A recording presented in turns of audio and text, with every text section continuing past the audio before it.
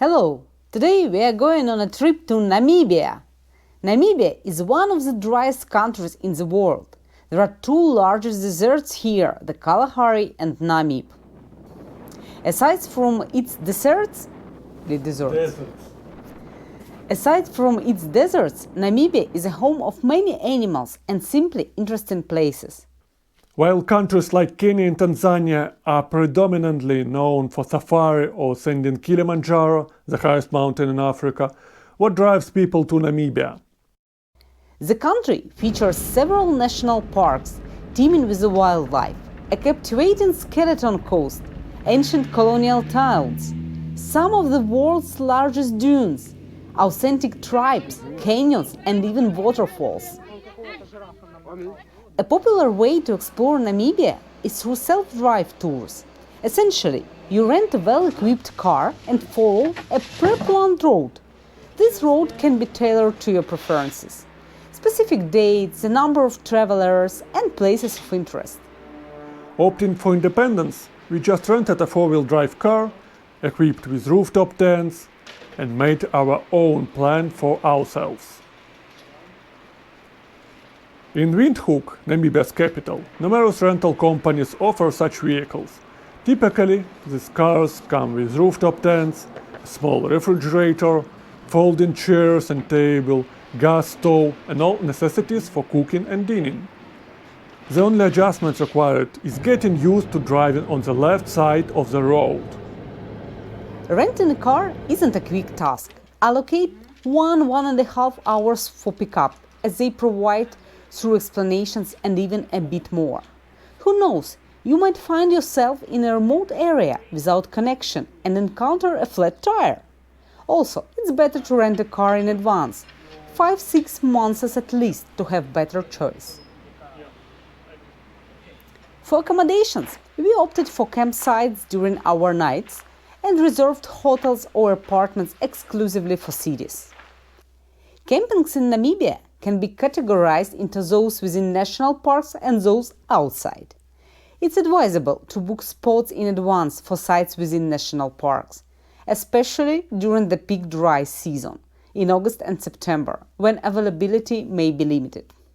Typically, a campsite includes a grill area, often with water source nearby or even on site. Occasionally, private toilets or showers may be available, although these are rare. Public facilities like toilets, showers, and dishwashing areas are generally situated centrally within the campsite.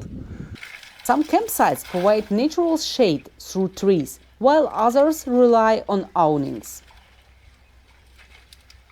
On the first day, we pick up our car and headed north from Windhoek to our initial campsite near a private game reserve. It's a prevalent practice in Namibia for farmers to rehabilitate their land into private parks, offering opportunities to spot wildlife.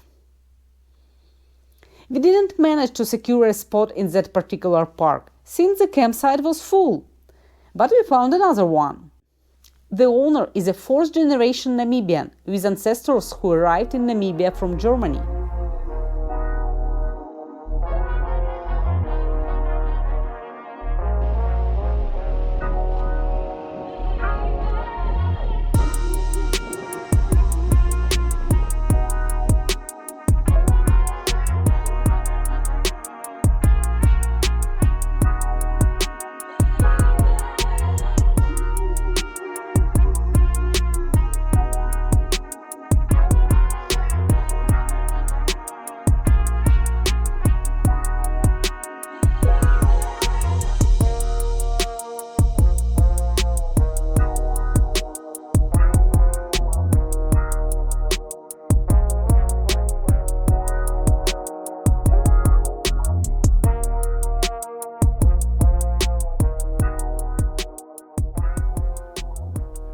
The following day we visited the village of Herero tribe. Namibia boasts numerous cultural villages that provide insights into the lifestyles of its tribes. The Herero tribe is distinctive for their love for traditional women's clothing from colonial times and unconventional headdresses, particularly horned hats, which are exclusive to women.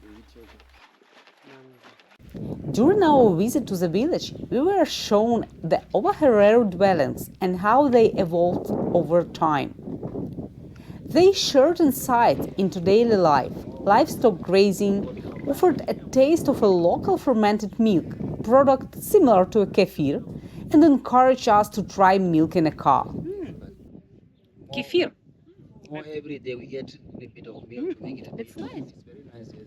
I don't like milk, but this is nice. Yeah, that's called the sour milk. It's the one that needs to be churned and separated. It was a new experience for me, and trying something new is always intriguing. So this one is a finished product of Namibia.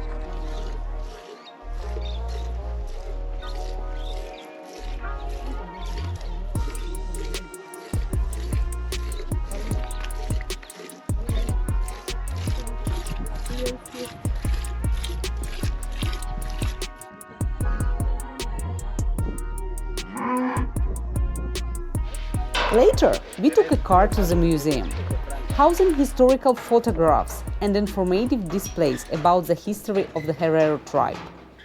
There are connections with the Himba tribe and an opportunity to purchase souvenirs.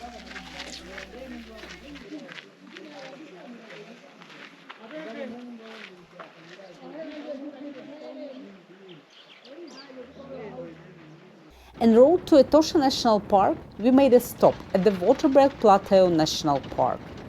The park features numerous trekking roads and offers the chance to spot rhinoceros and buffaloes.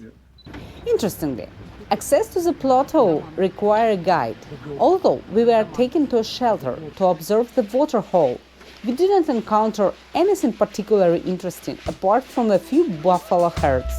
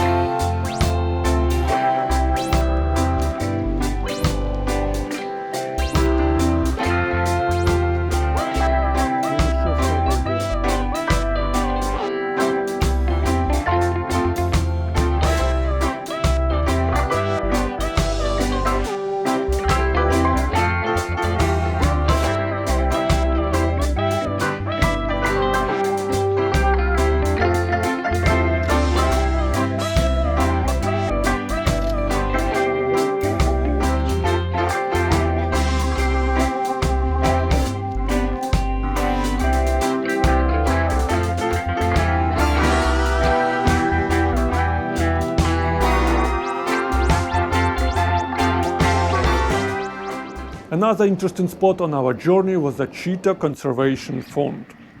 Here is not about hugging cheetahs as on some farms, rather they focus on rehabilitating and returning animals to freedom whenever it's possible.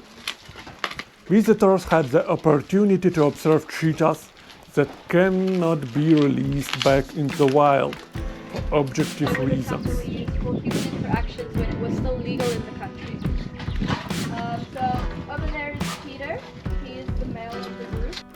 Many of them were raised in homes as pets and cannot be returned to wild.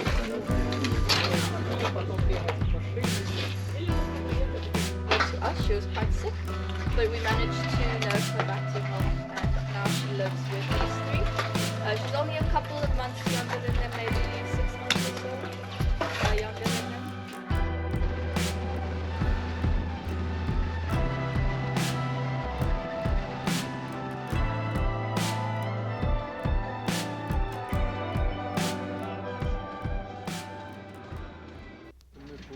Onguma, a private reserve on the eastern borders of Etosha Park, doesn't allow self-driving. Guided tours are mandatory. Our evening game drive proved worthwhile, with plenty of herbivores, lions, rhinoceros, and delightful sunset.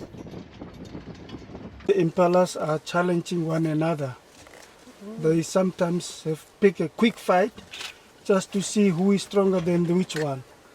And so they will test each impala member, and then if it's the mating season, the one that is the strongest will get the first preference to go and join the group of the females.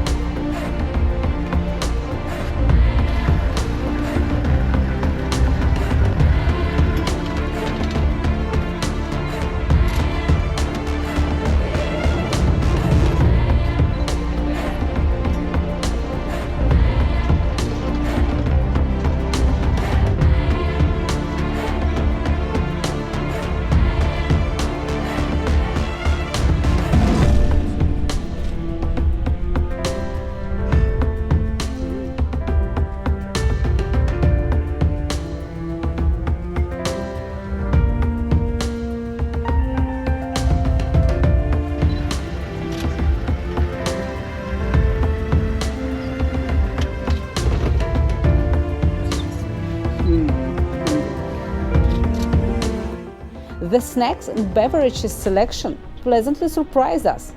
Somehow, we didn't pay much attention to such details of the trip. How evening safari looks like.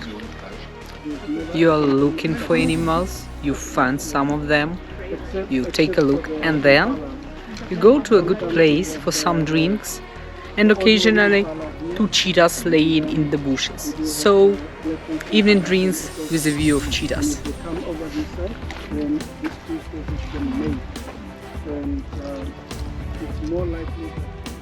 As for Etosha National Park, it may seem like there is only 150 kilometers stretched along the Etosha Pan, and one day should be sufficient. However, one day is not enough. It's too brief, as you want to explore every waterhole, observe the animals and birds. Nature doesn't appreciate haste. Unfortunately, we only had 1.5 days. In the future, a visit to Etosha for 3-4 days is a must, ensuring stops at different campsites within the national park. In Etosha Park, animal watching is straightforward, moving from one waterhole to another, patiently waiting for 5-10 minutes, and something interesting will appear, for sure.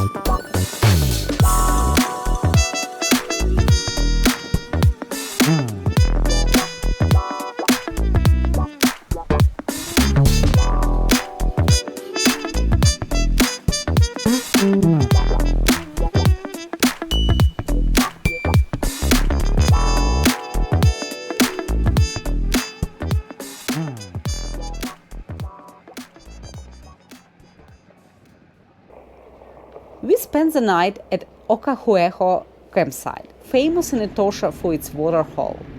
We encountered a diverse range of wildlife, including giraffes, wildebeest, zebras, and jackals. The highlight was witnessing 5 rhinoceros engaging in nighttime battles.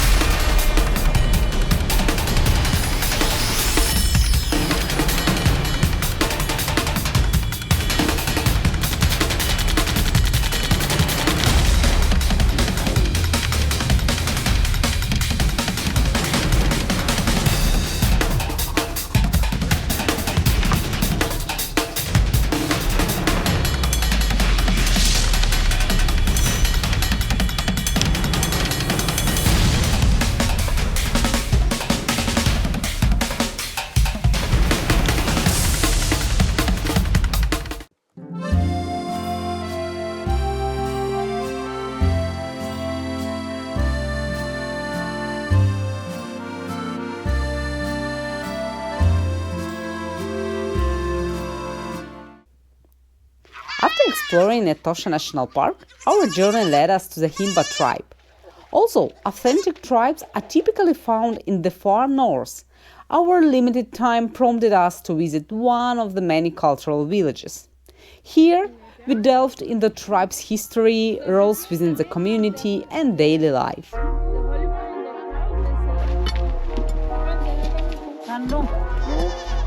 So this one is a mature woman for 45 years old, and she got 8 children.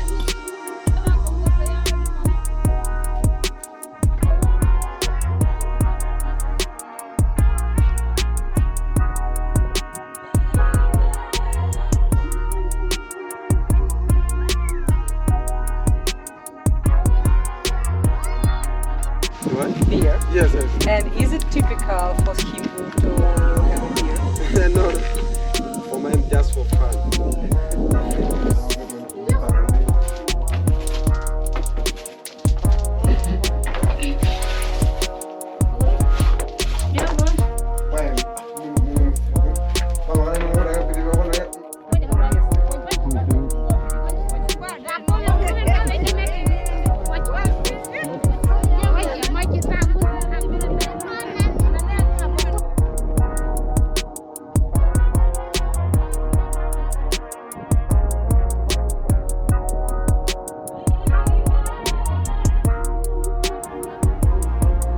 While the road from Etosha to the coast is quite distant, interesting stops along the way like Palmwag Park added the adventure.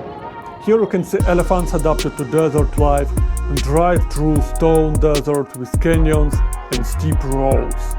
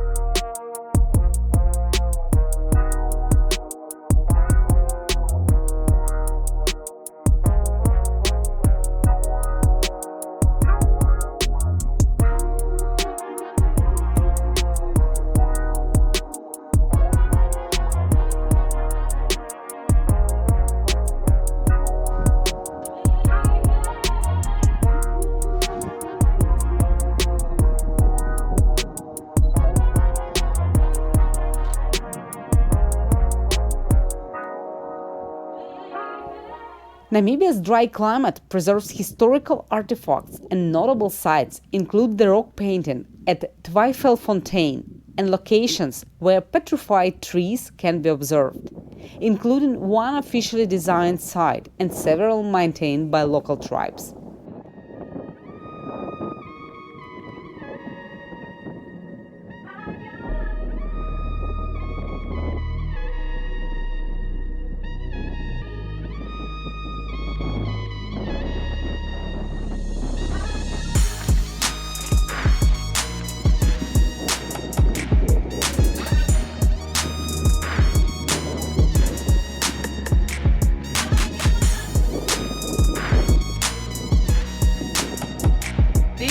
Engravings were discovered in 1921 by a German archaeologist, Reinhard Mark.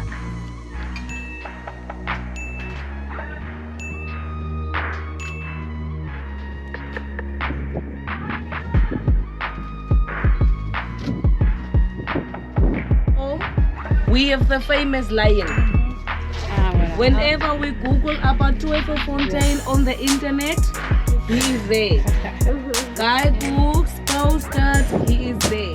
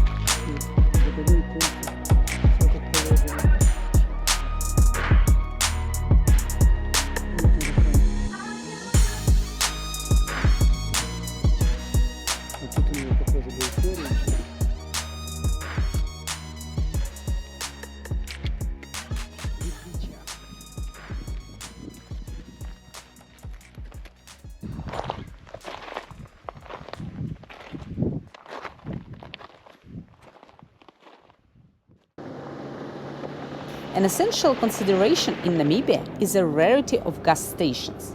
The distance between them can be significant, and the fuel demand of a large car with tents can be substantial.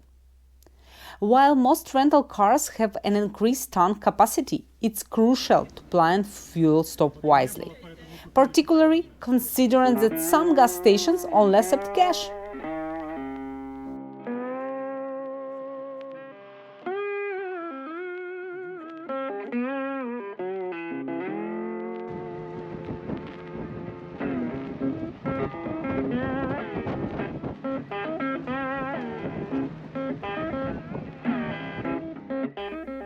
Entering Skeleton Coast National Park, we were cautioned about an area with deep, blown sand and advised to exercise caution. Despite observing a stranded car from a distance, we opted to navigate without engaging all-wheel drive in our Land Cruiser, resulting in getting stuck. All-wheel drive didn't help.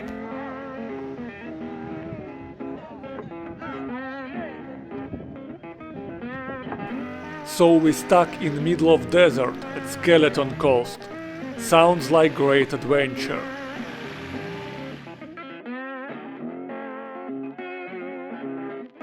Don't forget to subscribe, turn on notification. The continuation will be very soon. See you there!